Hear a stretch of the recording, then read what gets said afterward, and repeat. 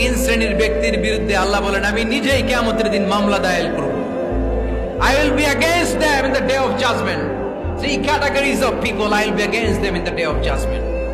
তিন শ্রেণীর লোক কিয়ামতের দিন তারা ছাড় পাবে না।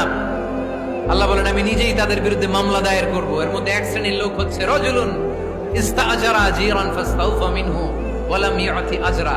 একজন শ্রমিক ভাড়া করে তার কাছ থেকে কাজ নিয়েছে কিন্তু তার পারিশ্রমিক আদায় করে নাই। এরকম আছে না নাই? দাপট দেখায় ইউনিভার্সিটির ক্যান্টিন গুলোতে। ইউনিভার্সিটির ক্যান্টিনে যে খায় মাগার বিল দেয় না, এরকম ডাকাইত আছে না নাই? চায়ের দোকানে চা খায় পরে দিমু বিল দেয় না, আছে না নাই?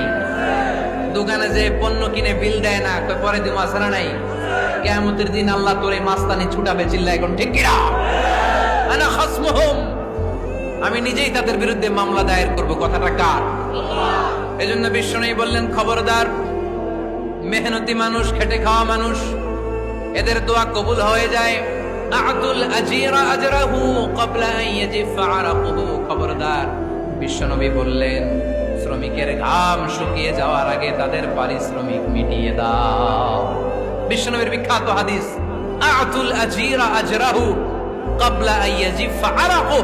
শ্রমিকের ঘাম মাটিতে লাগার আগে, শুকিয়ে যাওয়ার আগে তাদের পারিশ্রমিক মিটিয়ে দাও। কেননা তারা যদি বদদোয়া করে তোমার জীবনকে জাহান্নাম বানিয়ে দিবে কে?